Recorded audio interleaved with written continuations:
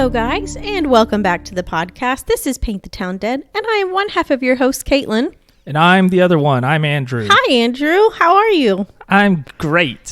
Yay! Congratulations. I watched the football, and it was actually good. Aw, I'm so happy for you. Arkansas State beat Kennesaw State. Well, They legally have to be called Kennesaw now. just because of that one game? Yes. Okay. It's the rivalry I made up in my head. If whoever wins, they have to say it the wrong way. Well, what if...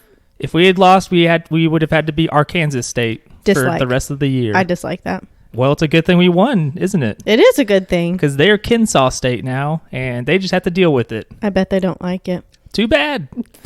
Guess what? Arkansas was here first. That's right. We're number 25. We're in the middle. Yeah. They are 27 or so. I don't know. Are you surprised that I knew that? No. It's how many stars are on the flag. Who counts the stars on the Arkansas flag? I don't know. They probably tell you when you're a kid, though, and it just sticks with you. Yeah, but I started 6th grade here in Arkansas, so, I missed all the important stuff. You would have taken, I don't know, State Arkansas history in yeah, middle school or whatever. I So, yeah. I think you're right. Exactly. See? I know what's up. Ask me how much I remember about it. Do you remember what the other stars stand for on the flag? There's other stars? There's the 25 inside the blue diamond, Uh-huh. and then inside the white part of the diamond, there's 4. That stands for the 4 corner cities of Arkansas. That would be Fayetteville, Jonesboro, Texarkana, maybe Stuttgart, maybe? I don't know what's over in Southeast. I like that those are the ones you picked as your corner state cities instead of, say, West Memphis would be a really good one. No, I'm talking about, up in the corner, there's 4 corners. Okay. It's So, very silly. Northeast, Northwest, Southeast. I'm sorry. Wait. North, yeah. Anyway, the 4 stars okay. are for the countries we used to belong to, including one that wasn't even a real country. What? The Confederacy. Boo. The top star is the Confederacy. The bottom 3 are USA, France, and Spain. And those 3 also represent that we became a state in 1803, and we were the 3rd state formed out of the Louisiana Purchase. Wow. I am impressed. Which is also why we shouldn't have that 4th star, because it kind of messes up the 3-star thing. I agree. And also we should get rid of the part where it says Arkansas in it, because we're not a bunch of rubes. We can figure it out with having a freaking sentence or words in it. We don't need to be I don't know. California. Washington. Yeah, California. California's flag looks good, though. It does look cool. Washington's flag is garbage. It's just a really poorly drawn picture to George Washington. You're being awfully judgmental or here. All the other ones are just a seal. It's the Great Seal of Illinois or whatever. And it's cool flag. That's real sick. I think it's cool. Their seal means something. It's just, no, it's not interesting. Okay, well, It's not a good flag. Here's a pop quiz. What's Arkansas State's bird?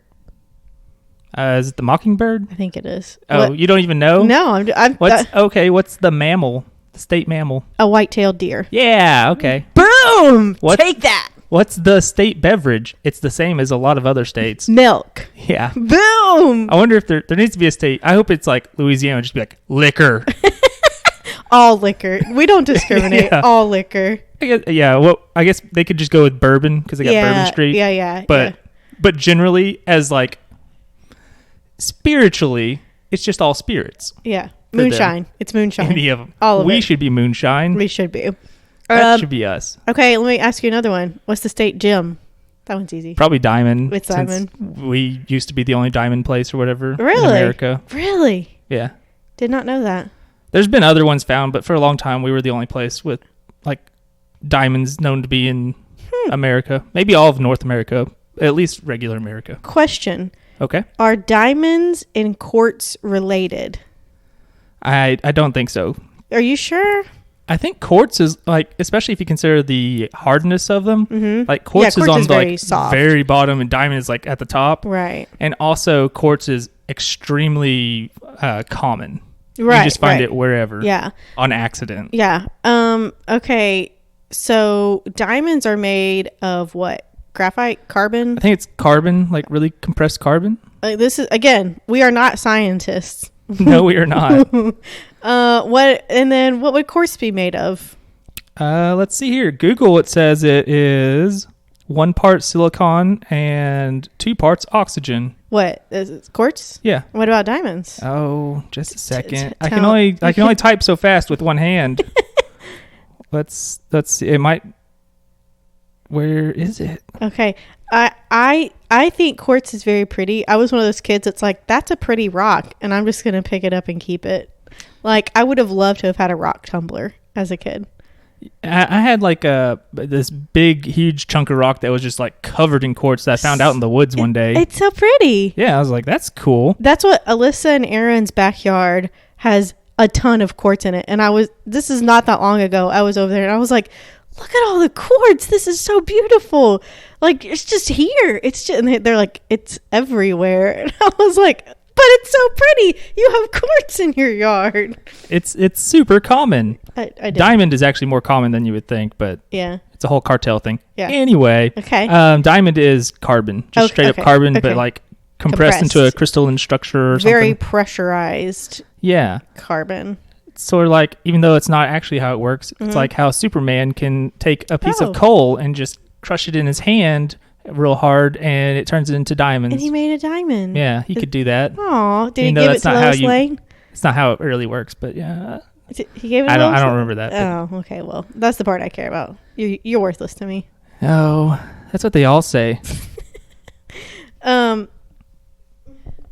so what's been going on? I wrote a story. I'm so excited to hear it. Listen, your thought process on your story this week was pretty wild. I couldn't keep up. Yeah, I kept changing my mind on what I was going to do. And then you told me, and I was like, wow, that's crazy. And then you're like, no, I'm not going to do that. Oh, okay. It was too much work. Okay. Yeah. I'll return to it someday because it is worthwhile to look at. Okay, cool. So this one, I was somewhat inspired to do this one by my father because we were talking about the subject, sort of. Oh, yeah? And we talked about this guy. Well, I don't want to tell. I don't want to spoil it. Okay. I don't want to spoil what's interesting about it. Okay. Because on the surface, it doesn't start off as interesting. Yeah. But it gets interesting, I guess. Okay. So. I'm getting comfy. We're going to talk about Rickey Ray Rector, who is one of the first people that was ever on our list. Yes. Like the fourth one, I think is what I said. Yes. And he was born January 12th, 1950. Grew up in Conway. Oh, really? Yeah. How about that? The town of roundabouts. It is. Give me the roundabouts. It's what I'm about. Although it is proven by science to alleviate traffic. Yeah, it's science. Roundabouts. That is science. Yeah. They are cheaper and safer and more efficient than the average traffic light. Yeah, traffic lights are really annoying. Yeah. And also I like all the U-turns they allow. Oh, yeah. It's like, oh, crap, I meant to go that way. Well, I'll just go through this circle and turn around. Or in some cases, well, even I'm talking about like the traffic lights on whatever that road's called, the big one. And it's like, well, if I want to go to the Taco Bell, I can't really turn here. So I have to like go past it and then do a U-turn. Right. But it does keep like the rest of the traffic flowing pretty good. Mm-hmm. And I remember doing a project where I had to look at the traffic. And I was trying to find traffic numbers for Conway. Yeah. And part of it was like, we were going to widen this one road, but instead we just put in a roundabout and it fixed it. That's awesome. Yeah. So everybody get on board with the roundabouts, you cowards. Hey, you know who else has roundabouts? Lots of them. Some town in Indiana. No, but it does start with an I. It's Ireland. Oh, okay. And they had and imagine this. You're in a new country. You're in a car where the steering wheel's on the wrong side of the road, and then you're driving on the wrong side of the road, and then bam, you come to a roundabout right out of the gate. And you probably go the wrong way. You have to go backwards through the roundabout. That is a terrifying moment, my friend. My sister said she went the wrong way down a roundabout once. Oh, no. In America? Yeah. Oh, gosh. Here's what you do. You play the game Sleeping Dogs. Yeah. I think it's on sale right now for like $5. There you go. And it takes place in Hong Kong, so everything's on the left side so you can get used to it. Perfect. Yeah. Excellent. So, Rickey Ray Rector. Okay. He lived in this place known as Conway, Conway, Arkansas. It's about 30 minutes northwest of Little Rock, I would say, roughly. And when he was very young, he was kind of odd. Oh. He was very shy, kept to himself. Okay. like when all the other kids were running around playing, you know how kids do, he would just like sit under a tree playing with some sticks by himself. I get that. Maybe. And but also he would be beaten by his father a lot. Oh. So he was probably kind of shy because of that. Aw. Honestly, like he was trodden down. Yeah, perhaps. And he didn't do very well in school, and they believe he most likely had a learning disability that was undiagnosed. Oh. But so like in junior high, it said that he wrote basically like a third grader. Oh my gosh. And when he started growing up, became an adolescent, a teenager, if you will, he would just get into lots of fights. Okay. He was pretty violent. Yeah. And get into lots of trouble. And he was extremely paranoid as well. And all these issues ended up, like, he wasn't doing well in school, and he was getting fights and stuff. And he ends up getting expelled from school in the 10th grade. What school did he go to? I don't know. But I mean, he lived in Conway, so. A public school, I would guess. Yeah. Just a shot in the dark there. Yeah, so probably, maybe Conway. Maybe he was a Wampus cat. Ooh. What's the thing about the 6 legs? 4 to run at the speed of light and 2 to fight with all its might. There you go. And, yeah, I remember, because you would always say cattywampus to describe things. That's a real word. It is. I just thought it was like... You made fun of me, but it was a real word. I never heard anybody else say it. It's a real thing. I know. I heard Andy Bernard says it on The Office at least once. Oh, okay, cool. That's where I was like, oh, I guess it's a real thing. It's Whatever. a real thing. It's fine. You can have your weird local jargon. I don't care. I mean, That's I do in care. Pennsylvania too, apparently. Or wherever he was from, Connecticut, LA. I think. Oh, okay. Something like that. Yeah. Yeah, he was from the Northeast. Yeah. Like Connecticut. He went to, where's Dartmouth? Cornell. Or Cornell. Yeah. Where's Cornell at? You're asking the wrong person. Up in the Northeast somewhere. It's like one of the few Ivy League schools where I'm like, I have no idea where that one is. I don't know. Maybe that's the one in New York. I don't know. Like New York State. But, yeah, so he gets expelled from school. And he's going to have lots of run-ins with the law. Yeah. As you'd expect from what I've already told you. Yeah. And by the age of 17, he's basically a career criminal. 17? Yeah. He'd been charged with such crimes as disorderly conduct, assault and battery, grand larceny, and forgery. Those are some violent crimes. So he's having a rough go of it, basically.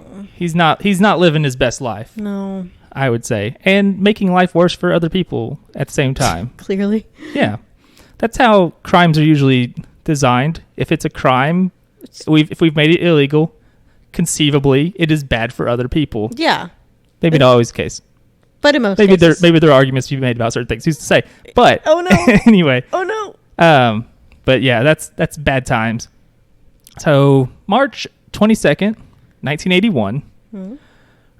Rickey Ray Rector and some of his friends drive up to Tommy's old-fashioned home-style restaurant. Where's that? It's in Conway, or it was. I don't think it's there anymore. I tried to look it up. Yeah, I've never heard of it. And I tried looking up Tommy's old-fashioned home-style restaurant, and it brought up, it was like, remembering Tommy's restaurant, and I think it was a different place, though. Oh. But it was listed as in Faulkner County or Conway. Okay. So they go there. They're going to go to this private party. I saw some articles listed as a dance hall at some point. So cool. I guess at nights, sometimes there's like... They did a honky tonk. It's a club now or something. Gosh. I don't know. What a club. And there was a cover charge for a whole $3. Nice. That's and a good cover charge. It's crazy high. But so one of their him and all of his friends, they couldn't all get in. They didn't have enough money to pull that one off for some reason. Oh, okay. Despite it being $3. They didn't rob enough places. Or something, yeah. Yeah. But yeah, so they couldn't all get in, and Rickey Ray Rector, not very happy about this. Oh no. So your face. Oh no. So he pulls out a .38 caliber pistol from his waistband. Why? You know, and he just starts firing. Why is that your go-to solution? How is that going to fix things? Yeah, that's not going to get you your $3 to get in. No. Like, if anything, you could try threatening. Yeah. But if you just start shooting, that's not going to work. Nobody's going to want to continue to hang out at the dance hall. Or pull the old Skyrim card and just sneak. Pickpocket. Yeah, pickpocket or sneak. Yeah. I just it's not a mentality I can even begin to understand. No, really. not at all. Not at all. So he shoots 3 people. Oh my gosh. And kills one, Arthur Criswell, who would die after being shot in the throat and forehead. Holy cow. Poor guy. Yeah, killed basically over $3. Wow. And I don't even think that's like he was the guy who was like, you got to pay $3 and you're not getting in. It's just a dude. It was just a guy, I think. Oh, that's so sad. Exactly. And so Rector runs off, flees in his friend's car, gets away, and he's on the run for a few days. He's like hanging out in the woods or at a friend's house, just like bouncing around. Because they just all know who it is who did the shooting. They're just trying to find him. Yeah. He's just trying to evade. It's not like it was a mystery. Right. And so yeah, he would stay at all these other places for a little while. He's only gone for about 2 days. March 24th, 1981. That's where we're coming to. Yeah. So just 2 days later. His sister is at his mom's house, and she's able to convince him to turn himself in for the crime. And she's eventually able to get him to do that because she's going to get Officer Robert Martin from the Conway Police, who is he's dealt with Rickey before. Oh, they kind of know each other. They know each other pretty well, and he's almost kind of a family friend. Like I think he tried to put on the kid gloves with Rickey. Maybe he's like, you gotta do better, Rickey, or whatever, you know? Yeah. As cops sometimes do. Yeah. And yeah, so like they knew him for years and years. And Rickey gets to the house, talks to the officer for a bit, and Officer Martin starts talking to his sister again. Yeah. And Rickey shoots him. What? Twice. What? In the back, kills him. Why? When? Just while he's talking to Rickey's sister? Yeah. And he just shoots him. Yep. But why? I guess he decided he wasn't going to go to the prison. Oh my God. But then, next thing he does, Rickey runs out into the backyard, sees a neighbor, and he tells him what he had just done, that he had just killed the officer. There is a disconnect in thought process here. And then he turned the gun on himself. Rickey did? Yes. And fired through the left temple. The gun jammed? Nope, it went off. What? But he survived. What? He had fired through the left temple, and the bullet would be stuck in his brain. Are you kidding me? No. And take him to a hospital in Conway, where they said the cerebral wreckage extended from his left temple to his right ear. Wow. Yeah. Basically just say like left side of your head to the right side of your head. Yeah. That's a lot. Yeah. That's a big chunk of your brain. And they were able to save his life, but they ended up removing about a third of his brain. Most of it was already damaged. And he was alive? Yeah. Isn't that wild? It is. That somebody can still live with 2/3 of a brain. Yep. I don't know what the quality of life is, but not great. Yeah. He had effectively lobotomized himself. Oh my God. So he was just docile and just... Yeah, as we're going to get into here, he's not going to be all there, as you would expect. Right. This is the part that's interesting about this case. Well, it's all interesting. It's why this case is worth looking into, because there is so much more of it is about what happens after. Yeah, okay. And the kind of controversies and such. I can imagine. So you're going to have the prosecution and the defense arguing essentially whether he can stand trial because of his brain injuries. Like, is he competent or not? No, I would. What? Okay, just first off, before we get to anything, that's what I was thinking after you told me he had a third of his brain removed. Do you think he's competent to stand trial? Based on everything I'm going to read through here, I'm going to go ahead and spoil it and say no. Well, I was just thinking, like, I know nothing. I don't know anything about this, and I'm just, my thought, no, you're missing a third of your brain. Did he do the crime? Absolutely. But is he competent to stand trial? No. Like, you shove him off into an institution or something. Yeah. State facility or of whatever some it sort, is. yeah. Like, he's not going to be able to take care of himself. No. And he did these crimes. Like, he can't be out there. No. In the world. That's not. Right. But they're going to argue about this. Okay. They're going to say, like, his IQ is roughly 70 at tops. What's normal IQ? Normal IQ, Is it over 100?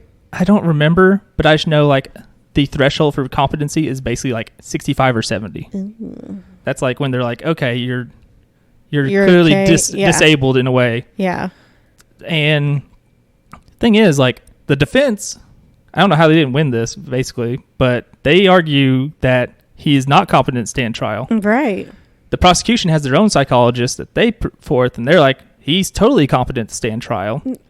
And the judge decides he is competent to stand trial. Really? Yeah.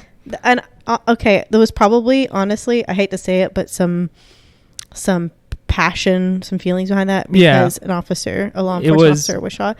And he was called over there. Like, dude called him over there. And he's just like, hey, man, like, and it was shot him in the back. It was 1981. A young black man murders a police officer in cold blood. Yeah. And, I'm sure... Heated emotions, especially, like, even the community in general would probably be, like, calling for blood on that one. If that happened to... Anyway. So, there's all that. Like, his defense attorney, whose name I'm definitely not going to say right, and also I spelled wrong, like, half the time, because I can't type right. Uh-huh. I kept putting Q instead of W for some reason. Okay. Jeff Rosenzweig. Oh, what a name. Yeah, I don't know. I'm doing my best on that one. Good job. If it's wrong, I apologize to Mr. Rosenzweig. I'm sure he listens to this podcast. You never know. You never know. He described Rector as being like, he was like a 4-year-old. Wow. Like mentally. And like he would say he could hold a conversation, sort of, but like he didn't understand what the conversation was totally. I see. Like, especially like abstract concepts. Right. I was like a 4-year-old would not understand, such as life and death, maybe. Oh. Yeah. Okay. Like there. Oh, hey, abstract things. That's what I just said. I think is that what I wrote here? Yeah. What? I don't know. Did you? No, I didn't write that. But anyway, a psychologist would say of Rector that he had a near total inability to conceptualize beyond a response to immediate sensations or provocations. Yeah. And seemed unable to grasp either the concept of past or future. Wow. So he just knew what was right in front of him, concrete. Pretty much. Nothing abstract. This is like reminding me of like psychology, like the stages of whatever it was, like abstract thought, abstract reasoning, concrete operational, formal operational. He's practically like a toddler at this point. But they decide he's competent enough to stand trial for both of his murders. And he's going to be sentenced to life in prison for the murder of Arthur Criswell. And then he would, for the murder of Officer Robert Martin, be sentenced to death. To death? To death. Okay. The guy who is basically a 4-year-old now. Okay. And originally when he was sentenced, this is back in like 82.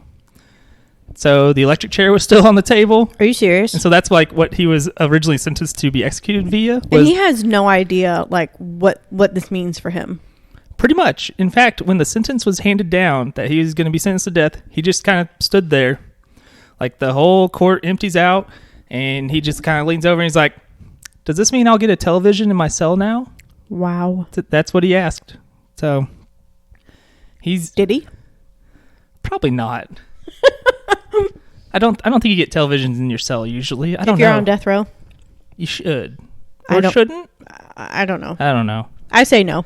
Maybe this guy should have. If he's a 4, basically. Yeah. And based, you know what? I think he had enough imagination based on what I'm going to be telling you. Oh, boy. That he's fine without a television. Maybe. Oh, boy. Or maybe he's not fine. He seems not fine in a lot of ways. Clearly.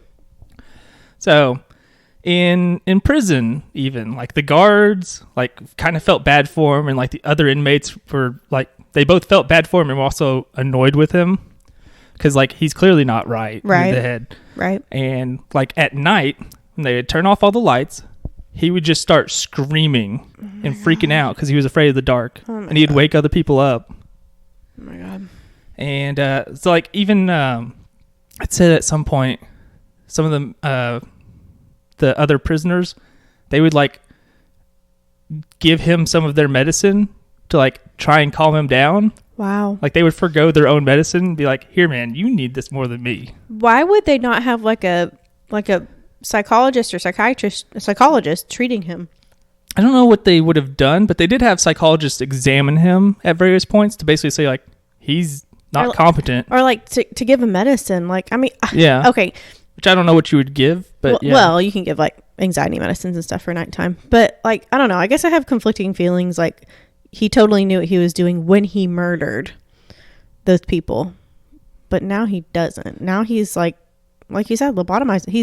He's anyway, I have mixed feelings. Yeah, like he's being sentenced to death, but he doesn't really understand that at this point. Right. It almost feels like he already got his in a way. Right. Like he did it to himself. Right. So it's like, is this necessary? So like when the prison chaplain first met him, he said that he was just gripping the bars, howling and jumping because he thought there were Indians in the corner of his cell, and he was hunting them. Like he was playing cowboys and Indians, it sounds like, sort of. But he also seems like he thought they were really there. I'm sorry, what? He thought there were Indians coming to get him in the cell. Okay. And the chaplain said it was like he was like a 6-year-old. That was like his mentality. Right. So similar to the 4-year-old comments. And there was a point where he refused to leave his cell for 3 weeks because he thought somebody was going to kill him if he left his cell. Did he make himself like schizophrenic? I don't know. Or just like delusional? I think he's just not all there. I don't know what to tell you. Yeah. There's like prison staff notes that about him. It says he smiles continuously. He's occasionally known to scream and yell without apparent reason. And also laughing without apparent reason. I understand that. I get it. But his sister visits every once in a while. Her name is Stella. And Rector told her that the guards let snakes, alligators, and chickens loose in his cell at one point. Okay. Which gonna take that one with a grain of salt. I'm gonna say they probably didn't. Probably not. It doesn't seem like a. I mean, I know prison conditions aren't great all the time, right? Or most times, actually. Yeah. But I bet they weren't doing that. Probably not. And he's also like obviously detached from everything to some extent. Like, right. His brother dies at one point, and Stella comes to give him the news, and he just says, "You see all that monkey smoke in here? Monkey smoke? Monkey smoke." Okay. I don't know what that means. Me neither. Maybe I don't know if that could possibly mean anything. Okay, so he is seeing things big time. Seeing, or just like he doesn't know what he's saying, even maybe. Yeah. At some points. Yeah. Also, his mother dies at one point. And they were like super close, it sounds like. Yeah. According to his sister. And when she told him, he said, "She is? When's dinner?" He has no idea. He doesn't. It's an abstract concept, and he can't think about it. And eventually he got to go to the funeral home and see her, like in the casket. And when he saw her, he laughed and said, "Yeah, that's her all right. She's dead." Wow. And again, like they had like a close bond, apparently. Like him and his mother were close. He has no idea. He doesn't get it. Right. Wow. And remember, he's on death row. Right. This person's on death row, which is what's crazy about it. Wow. And he obviously, as you would expect, his motor skills weren't great either. Like he would fumble things around and couldn't like pick coins up off the ground if he dropped them. Fine motor skills were non-existent. Right. And like the psychologists were like, it's so bad that there's 0% chance he's faking this at all. And especially because he's doing this all the time. So also he shot himself through his head. Yeah. So I mean, he has a believable story. It's not like Harvey Weinstein when he was on trial for being a rapist, and he showed up with a walker suddenly. That's like Joseph D'Angelo, the Golden State Killer. He acts like a feeble old man. Yeah, and it's like the same thing. It's like, no, brah, you did all this crap. Yeah, like Weinstein showed up. He had like a walker like my grandpa has. And he's like, suddenly I can't walk properly. And then, of course, somebody found video of him like during the trial, just like walking around normal. It's like, good effort, guy. Good effort, but not good enough. But Ricky here, he had a giant hole through his head. So yeah, I mean, probably did a little scramble in there. He's got 2/3 of a brain left, essentially. God. So, yeah, like they're like, he's doing his best in these examinations. He just can't. Wow. So, his execution date is set for January 24th, 1992. And at this point, his defense team has exhausted all possible appeals to get him off death row. Mm-hmm. Their only hope was to get the governor, who at this time was Bill Clinton. William Clinton. William Jefferson Clinton, who was governor of Arkansas. Uh-huh. And he was in the middle of the 1992 presidential campaign. Mm-hmm. It's weird. So, yeah, and he's a little worried about his own image here, perhaps. Billy? Mm-hmm. Why is that? Because he had been Arkansas governor, Mm-hmm. and then he lost the governorship. To who? I forget. Okay. But essentially, the multiple articles I read was he lost in part because he was seen as soft on crime. So when he came back and won again, he was more like, I'm more law and order. I'm going to be so hard on the crime. Oh. I'm going to be so hard. It's going to be like Monica Lewinsky's in here. What? What is wrong with you? Yes. No. Did you write that down? No, I just thought of that just now. Easy tiger. So anyway, he wanted to be seen as tougher on crime when he came back as governor again. Yeah. And similarly, he wanted to be seen as tough on crime on a national level. Oh, yeah. In part because, the Democrats, they still are, I guess, in some circles, seen as soft on crime. Right. That's like one of the campaign things you say, like, oh, he's soft on crime. He's going to let all the rapists out and they're going to rape everybody. It's not true. And famously, though, there is a debate question during the last presidential election where Michael Dukakis is asked, essentially, if his wife was raped and murdered, if he would want the murderer put to death. And he was like, no, and this is why. Mm-hmm.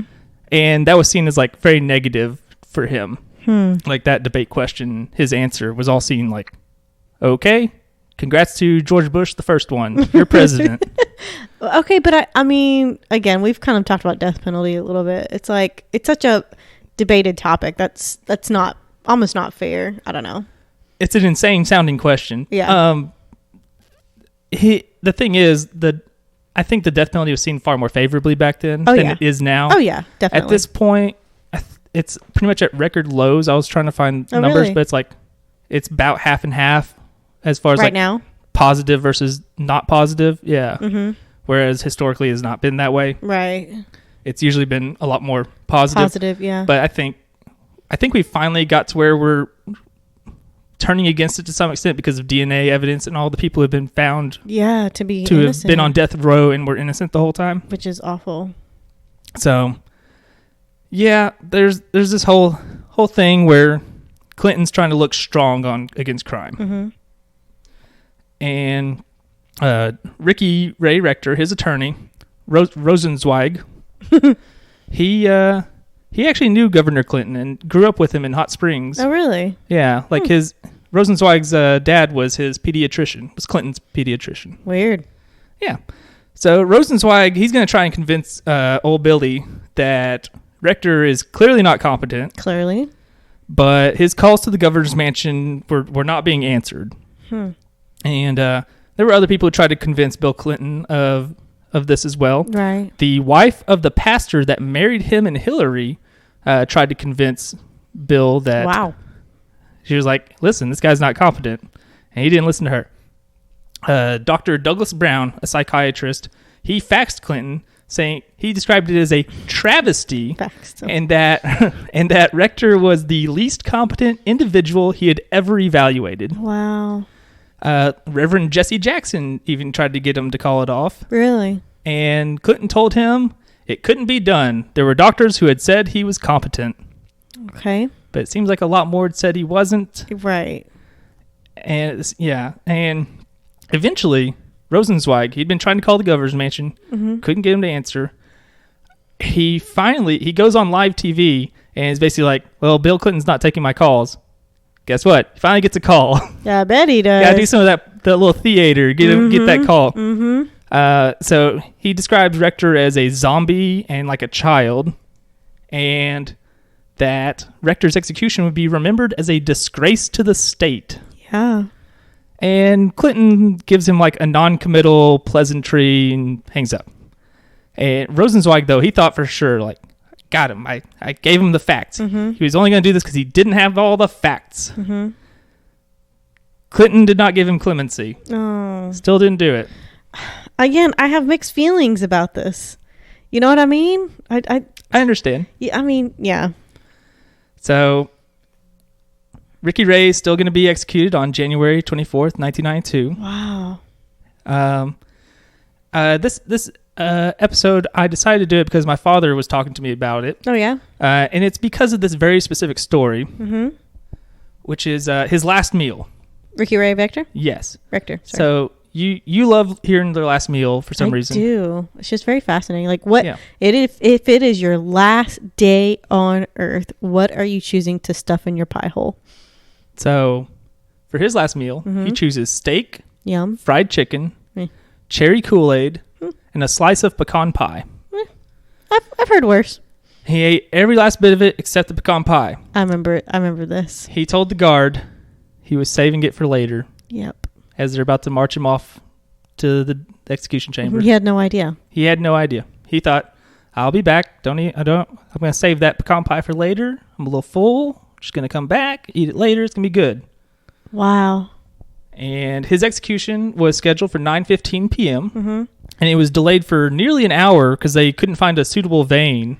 Oh, And- really? Yeah. Like, That's like, what was it? Christina Riggs. yeah. Mm-hmm.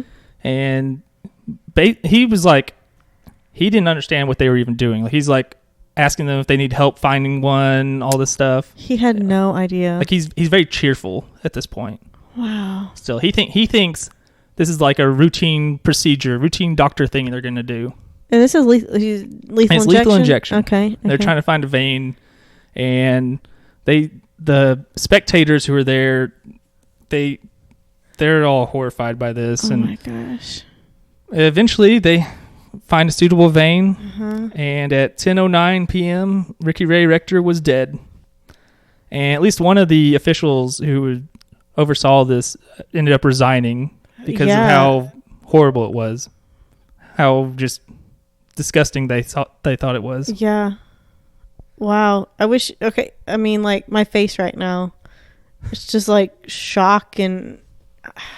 And I guess the political theater that Bill Clinton went through there, it worked. He became president 2 terms. Yeah. Okay. But like you said, it's a difficult resolution to this because, yes, innocent people were murdered by this man. I mean, totally innocent people. Absolutely. yes. I mean, without a doubt. And it was 100% this guy. But, I mean, at the time, he was competent. He knew what he was doing. But like you said, he effectively lobotomized himself. And plus more. Yeah, I mean, and I would even say at this point, it's not the same guy. no. Yeah. Even his sister said as much. Yeah. I mean, he's a kid now. She thought he would just be shoved off into an institution That under would, lock and key still, but yeah. I think that would have been the best solution in this situation because basically you just put to death. I mean, he basically killed himself and a new person inhabited his form. Essentially. And it was a young person. Yeah, and I know people want justice, but this to me isn't justice. I agree. But I mean, it's hard because I know like those families that these totally innocent people were murdered by him. I mean, they do need justice, but how do you get it in this situation? I mean, it's hard. That's a hard one. Okay, question. I do have a question. All right.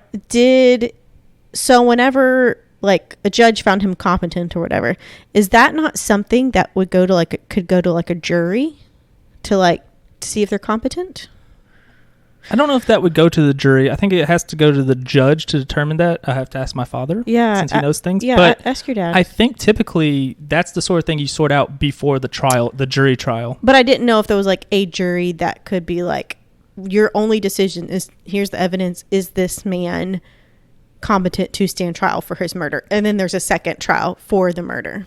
Yeah, I think that would go generally to the judge. Just one man decides. And I would also point out, in case you're wondering, the legality of like somebody who was competent when they committed a crime, right, and then no longer is because, say, a third of their brain's gone. Right. That has been decided that they would not have been able to execute a person who was incompetent after the fact because they cannot understand. So this is like done. a new thing that's come to light after this? Well, I should have written it down, but there have been 2 cases that determined this. Oh, really? Okay. One was in 86 and one was in reaffirmed in 07. 86 is 5 years after the crimes committed by Rector. Okay. But here's the thing is legally they were still saying he was competent. Which is crazy. The state said he was competent, which, yeah, it's crazy. You can't put somebody who's incompetent, you can't put somebody who's mentally disabled on death row. To death, yeah. Right. It's cruel and unusual punishment. It's a violation of the Constitution. Right.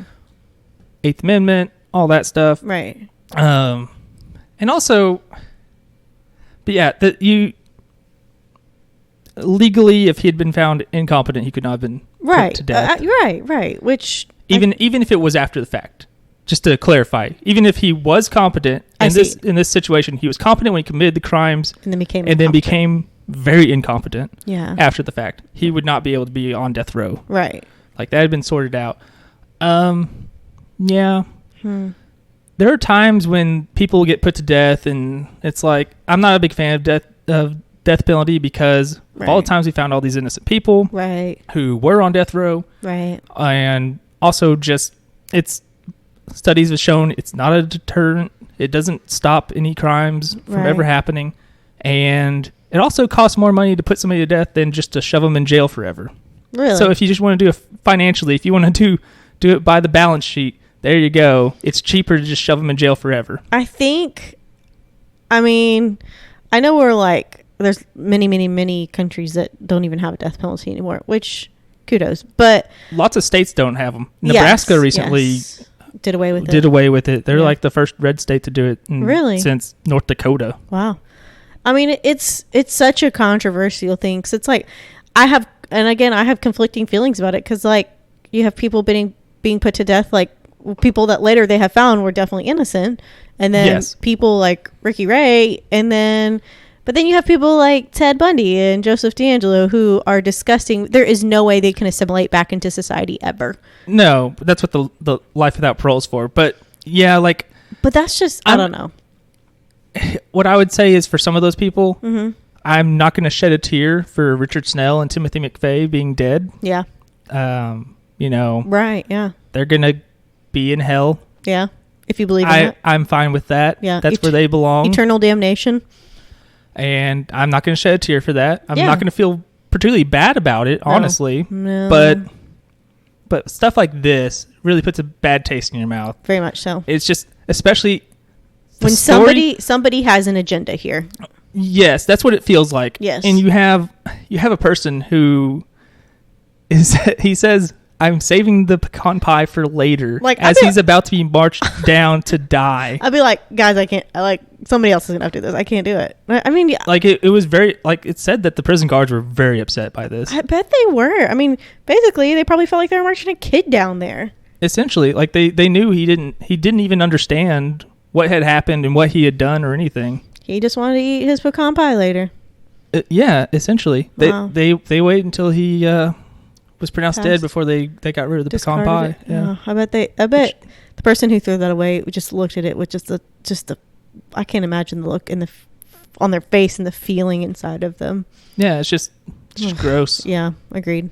Anyway, Andrew, that was a good one. Thank you. That was I didn't know all that about it. I knew what he said about the pecan pie, but yeah, my dad was talking to me about it when we were driving up to go watch the football game on TV with my grandpa. Oh, yeah? And we watched Arkansas State win. There's a happy thing. Yay. We did it without 13 players due to a mono outbreak. Mono? That's what they say. Weird. My conspiracy theory is that they're playing fast and loose with some COVID rules here.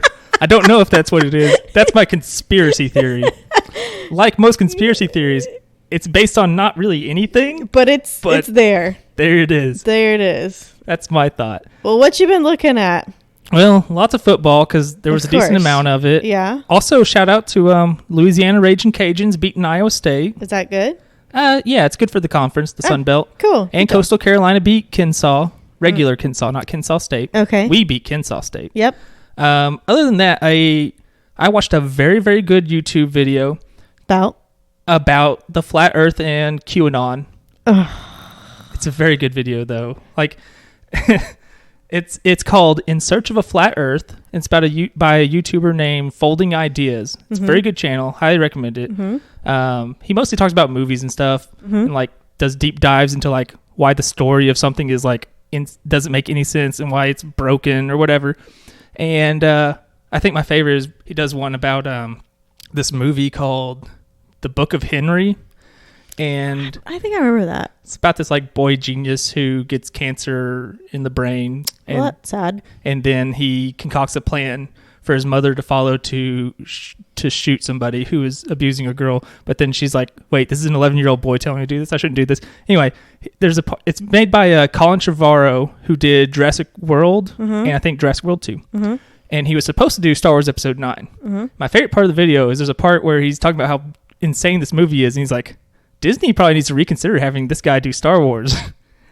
He did not do the Star Wars Episode 9 that he was originally going to do. Oh, really? It ended up being, he got pushed off of it, and J.J. Abrams took over and made Rise of Skywalker, which was not the best, but, you know. Well, I like J.J. Abrams. But anyway, In Search of a Flat Earth, it's a pretty long video. Like, it's over an hour long. And it goes through all the stuff about, like, flat Earth and why flat earthers exist and what their deal is. And he even goes through like this whole video project of like proving there's curvature at this lake, and he's just like, but they won't believe that. So right. But he's like, he explains why it's important to still go through these exercises. And then best part on the description, it just says clickbait title, 37 minutes in, it's about it will make you believe we live in hell. Oh god. Because it becomes about like QAnon stuff. Ugh. And it like connects how like that same kind of conspiracy thought, rejection of reality, rejection of facts can lead people into like worse things like QAnon. Yeah. It's a very good video. Yeah. Interested. There's he has a great line where he was talking about he was talking to some flat earthers online, and he'd say, well, this, and they go, no, obviously you're doing this. He's like, well, no, see, blah, blah, blah. And he said essentially somebody practically told him to pray away the curve. I'm sorry, what? Pray away the curve, as in the curvature of the earth. What? It's just a great line. This is how cults are formed. Basically. Yeah. But yeah, Folding Ideas, In Search of a Flat Earth, highly recommend if you want to look at a YouTube video that's really, really, really good, really well thought out. And really long. Really well researched, all that stuff. He makes good videos in general. I'm interested. What other... Okay, yeah. Yeah, he's one of those YouTubers that he participates in my favorite genre of YouTube, which is a person or a couple of people just talk about a thing for a long time. So you can just turn it on and go. Yeah, because especially when it's people who... So like a podcast. Kind of, yeah. Especially when it's people who I find funny or interesting or smart or whatever. Like, there's Red Letter Media. They make stuff where they just talk about movies and it's wacky and funny. Jenny Nicholson makes a lot of really good videos. She just talks about whatever. Like, she did one about the last BronyCon. Ooh. It's a very good video, though. Ooh. Yeah. Gross. Pedophile Central. Yeah, she points her camera towards like a body pillow of a character that's like way too young to be sexualized in that weird way. And she's like, oh, look how gross that is. And then some guy's like walking by and he's like, yeah, I love it, or something. It's like, ew. Oh, yeah. Gross. That's a very good video too, though. Interesting. It sounds like you watched a lot of YouTube. I didn't. I was just thinking, but that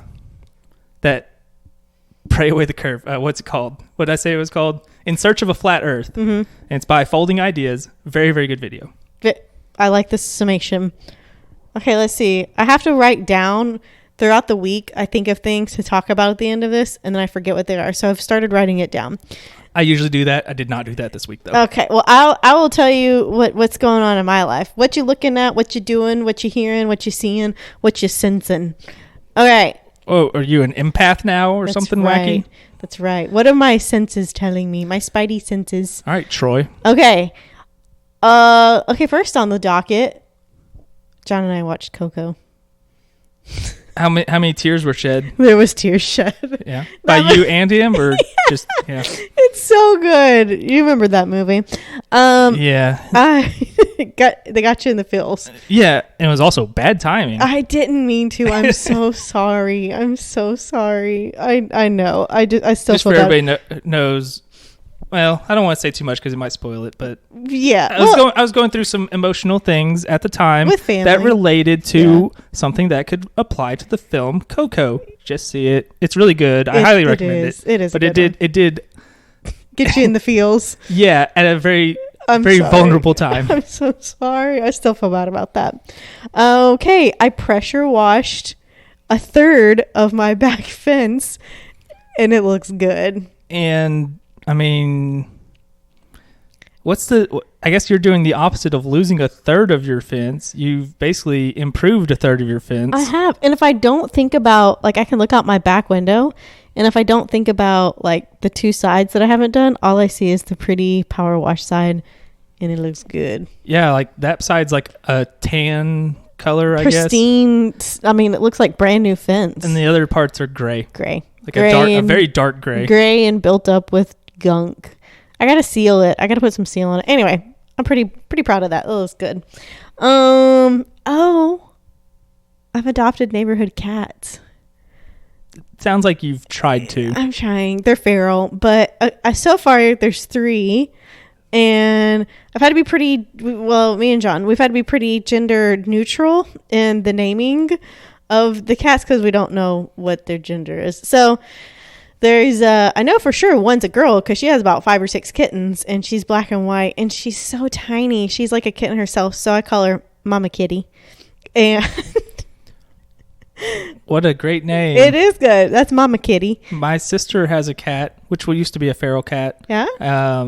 And she calls it Baby. See? Because she can hold it. She used to, anyway. She could hold like it a in her baby? arms, and it would, like, fall asleep in her arms. Oh, like a baby? Yeah, like if you upside down. Like, upside down, yeah. Oh. That's why she's Baby. Well, that's Mama Kitty. Mama Kitty lives across the street in the little dumpster alcove. So I'm trying Cool. Not cool. Kitty needs other kittens. There's a lot of cute kittens. There's like 5 or 6. They're adorable. And then there's another black and white one. Don't know if it's a guy or a girl. John named it Sergeant Pepper, which I love. That is a good name. That is good. It's no wonder you didn't come up with it. And well, I came up with Mama Kitty. And exactly. You shouldn't be allowed to name things. And then the other one has big patches on it, so I named it Patches. What a name. You know what? It's descriptive, okay? That's all I need.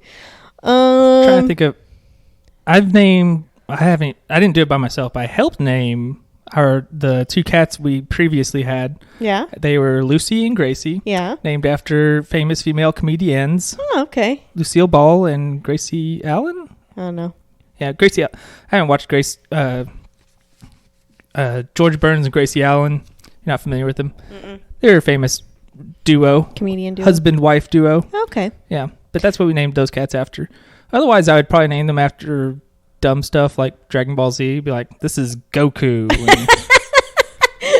Nothing wrong with that. Or like, I heard there's a podcast to listen to where this girl has 2 cats and they're named Dirt Bike and Tater Tot.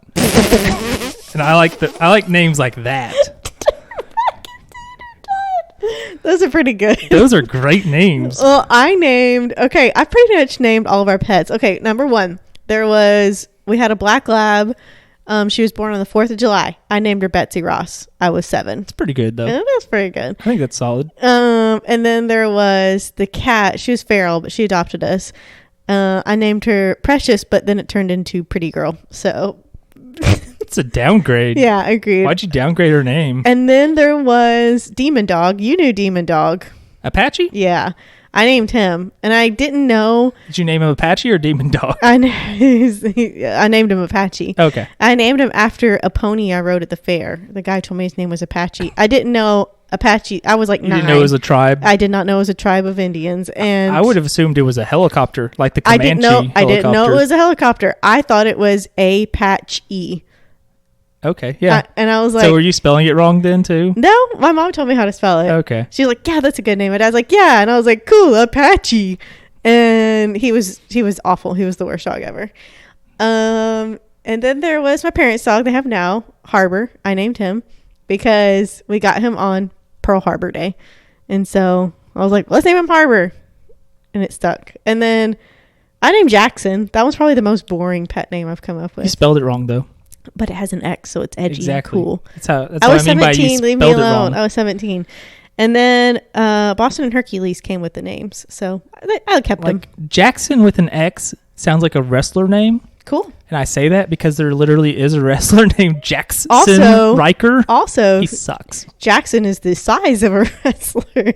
I think he's losing weight. A sumo wrestler. I think he's losing weight though, which isn't good. My vet called him a geriatric cat.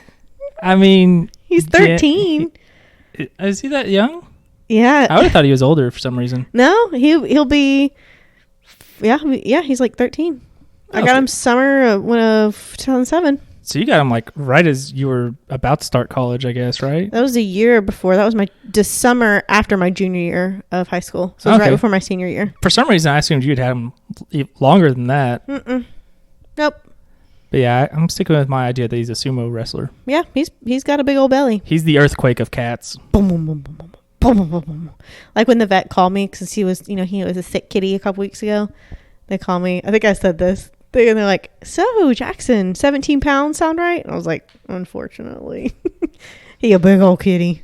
He could crush the other kittens that come up. Okay, enough of cats. I love animals. Have you seen the Dune trailer?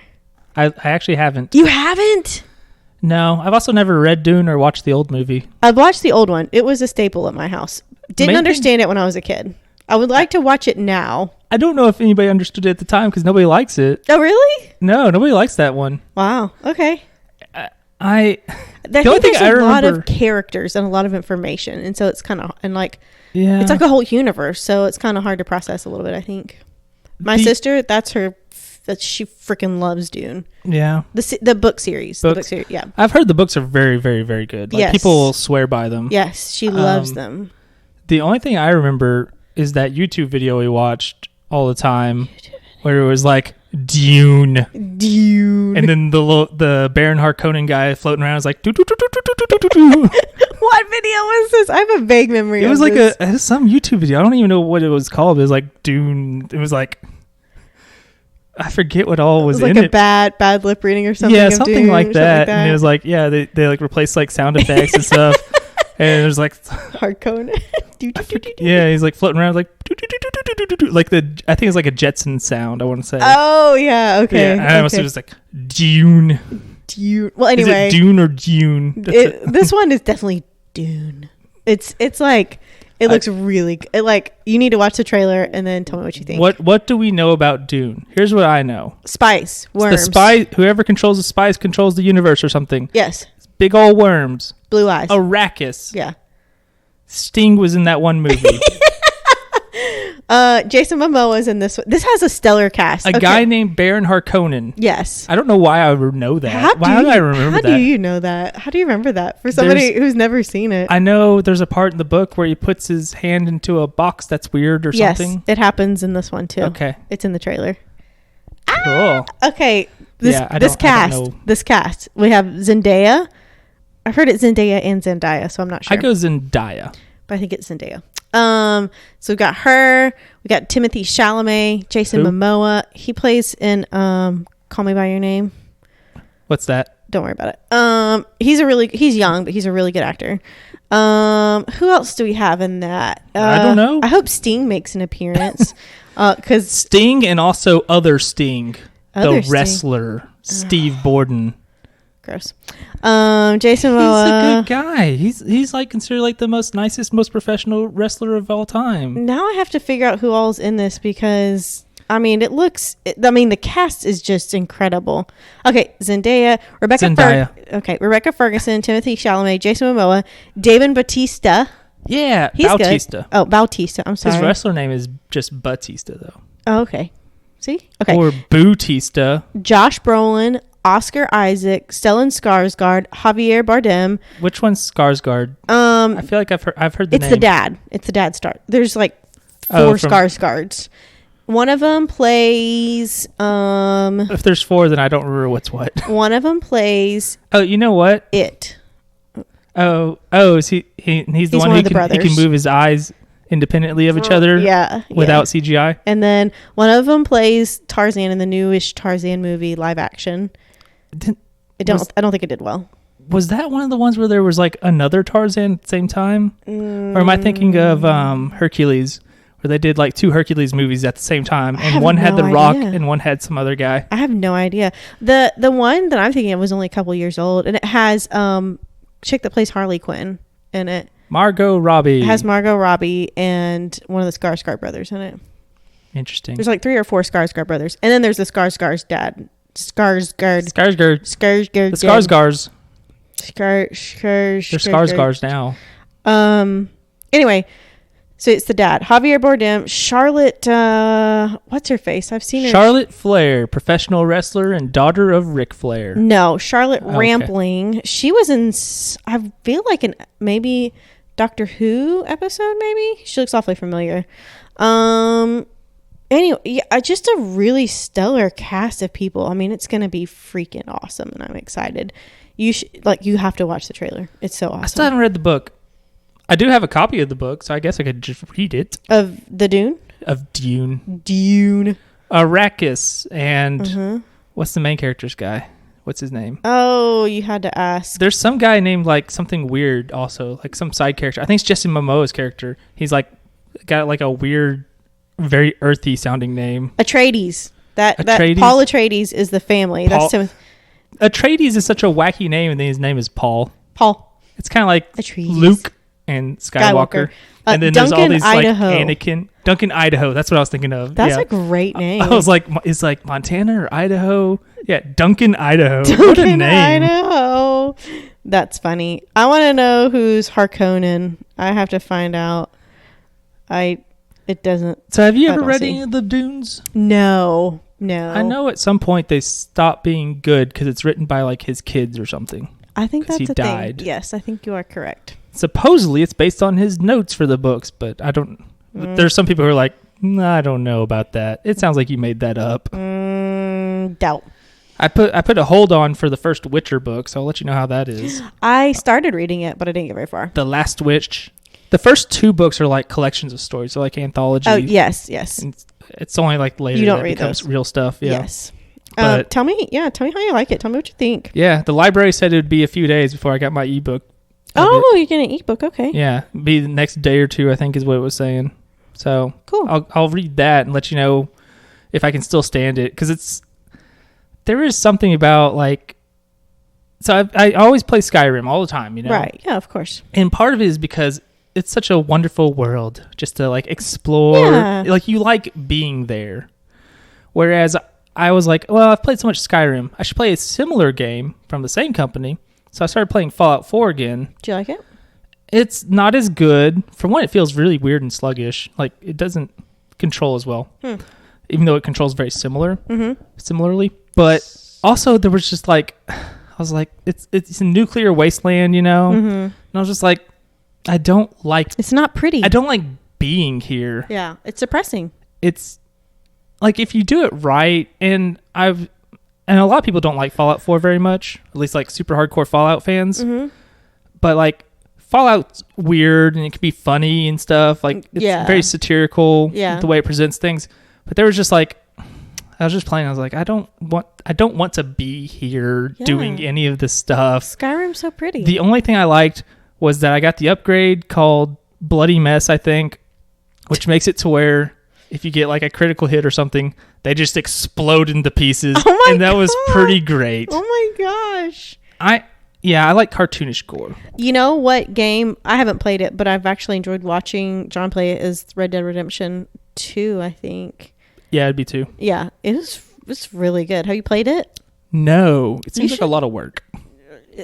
There's a lot of stuff, but it's really, I think you would enjoy it. It's pretty. It's a really pretty game. Yeah, it looks good. Yeah, it looks fun. It's very open world, and yeah. I'm excited because of Super Mario 3D All-Stars coming out. What's that? So are you familiar with Super Mario All-Stars? No. So basically, I don't think they did as much work on this, but so it's not as cool. Originally, there was Super Mario 1, 2, and 3 on the NES. Mm-hmm. On the Super NES, they released a collection of those games called Super Mario All-Stars. Mm-hmm. The cool thing about it was they went back and redid the graphics so they looked better on Super Nintendo. Mm-hmm. And the very cool thing is they include the Japanese version of Super Mario 2, which is a real son of a bitch of a game. Oh, really? Which is why we got a different Super Mario 2 in America. Because we're terrible. Well, there's like some American that like Nintendo of Japan trusted, and they were like, "Hey, how do you like this game, Super Mario 2?" And he's like, "You cannot release this here. It is terrible. It is a nightmare game." Really? Because it's like, yeah, I played through it on the Switch. They have the thing where you can play NES games, and I played through Super Mario 2. I played through the whole thing because they have a rewind function on there. Nice. So you can just kind of go back when you screw up. Go back a little bit. And also, because there are levels where it's like, you have to go through the level in this very specific way. They don't tell you or give you any hints to that. It's just, you get through the level. If you get to the end, you go through a warp pipe, shoots you back to the beginning of the level. But if you go through the proper direction, it'll send you to the end of the level. And it's like, this is this game is a nightmare. That is cruel. This is a war crime. Wow. What you've made here. Well, did you... Super Mario 3D All-Stars. Oh, yeah, I didn't even say what that was. Oh, yeah. Basically, it's a collection of Mario 64, Mario Sunshine, and Mario Galaxy for Switch. So, that's coming out. All redone and revamped? I think they changed... I think they up-resed them. That's about all they did. They didn't do anything too fancy, I don't think. Well, you should be excited for the Nintendo Switch, a game coming out. Saw a commercial for it. Nintendo released it last week. New Zelda game. Did you play Breath of the Wild? Hyrule Warriors? Yes. I don't know if I would play that. I would. Because it's like a Dynasty Warriors type game. I think I'm done with Dynasty Warriors games. I don't know what that is. What's that? It's basically just like run around hacking and slashing. I think these are better maybe. I don't know. But I loved Breath of the Wild though. That was such a good game. I know that this one is called like Age of Calamity and it takes place before Breath of the Wild. Yes. Which is kind of interesting, I guess. Yes. Potentially. I don't know. I haven't played Breath of the Wild or literally any other Zelda game ever. You haven't? Okay, No. Here's my opinion. The other Zelda games, they're fun, but a lot of time it's like, what am I supposed to be doing? It's like, where am I supposed to be going? Breath of the Wild, amazing. Beautiful. Your missions are clear. Your quests are clear. You have side quests. You have main quests. The character's awesome. It's so good. Breath of the Wild is so good. You have to play it. I can't believe you haven't played it yet. I know, it's weird. The one I'm considering playing at some point is Link to the Past, which is the Super Nintendo one. Did not like it. And just because I can just do that already on my Switch. Didn't like it. You didn't like Link to the Past? It was okay. Which one do you think that is? Which one do you think I'm talking about? I have it over there. I think it's a different one. Oh. You have Link's Awakening. Yeah. Which is a different thing. Yeah. But also... Which is also, basically you're playing a remake of a Game Boy game, right. Which is totally different from the SNES game I'm talking about. Okay. Link to the Past, which looks better.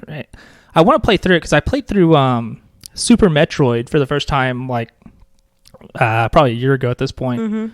Because I was like, I realized at some point I was playing all these indie games that were basically all inspired by Super Metroid, and I was like, I should just play Super Metroid.